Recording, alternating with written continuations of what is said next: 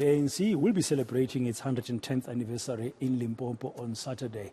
Now, since 8th January 1972, it's 50 years, the party has regularly marked the event with the release of a major statement for the year ahead. And it's, of course, delivered by its president on behalf of its National Executive Committee. Let's get some further analysis this afternoon with political analyst from Wits, Lihle Ngcobozi. Lihle, good afternoon. Thank you very much for your time. Do you think this statement is still significant?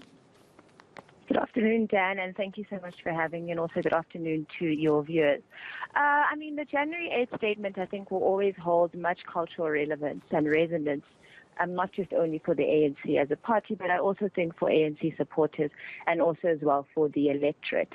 It not only states the objectives of the coming year in terms of the objectives of the party, but in many instances it also shapes the way in which the contestation of power will play out in very critical years. And I think this year, a very big component of the January 8th statement will be around what are the key messagings that the current president of the party will be articulating to us as the electorate, but also to it's the members of the party as well. And the critical issue that we'll have to be thinking about going into this statement this year is really about this contestation for power going into the ANC's elective conference at the end of 2022.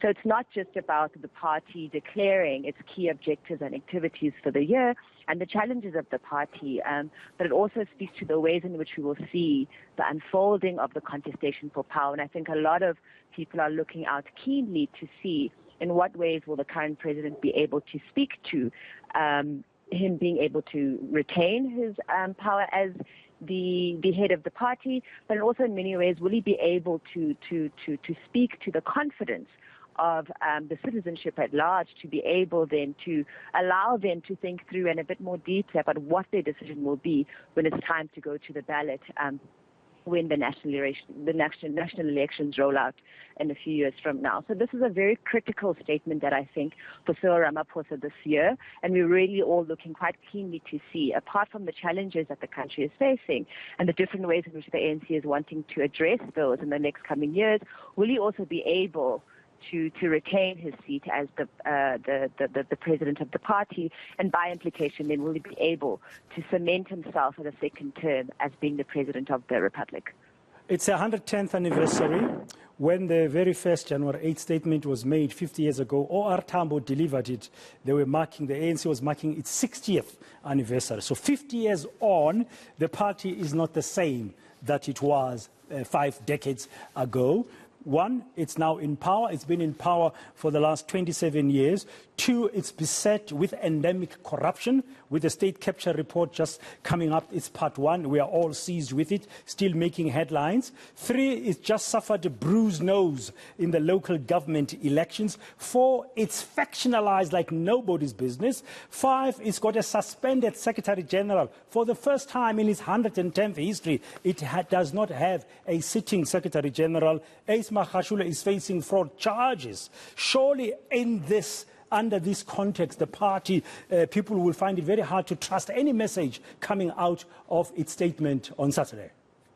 I think your analysis is quite correct there, Dan, to say that this particular statement, and I think specifically for the party, but also for whoever is wanting to come into the caucus of the current sitting president of the party, these are the type of challenges that they will have to think through. And I don't think that this particular statement is one that the current president should be taking lightly. As with the challenges that you've highlighted, he is going to be required quite critically and quite seriously to be able to speak to these challenges in a way that not only speaks to the investment of people that he is wanting to bring into his caucus and the alignments that he's trying to make within the party, but further to that, he's going to have to articulate responses to these particular challenges to the broader electorate.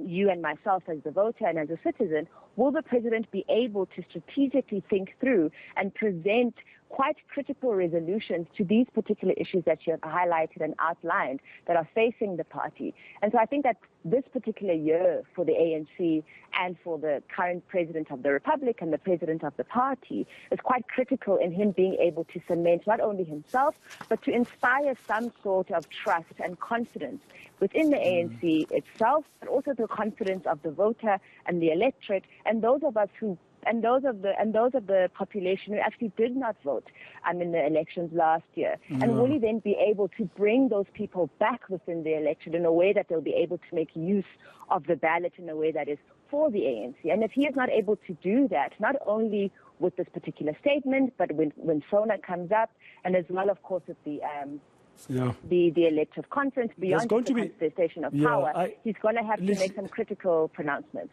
Yeah, and let's not forget, as we conclude, we've just run out of time, that he's delivering it on behalf of the National Executive Committee. So the ANC is going to be held collectively responsible for whatever it pronounces on Saturday. You and I will speak again soon. That's political analyst Lihle Ngcobozi, just sharing some of her insights ahead of the ANC's much-awaited January 8th statement, much awaited for various reasons. I mean, if you follow what's happening in the country currently, the ANC is the governing party.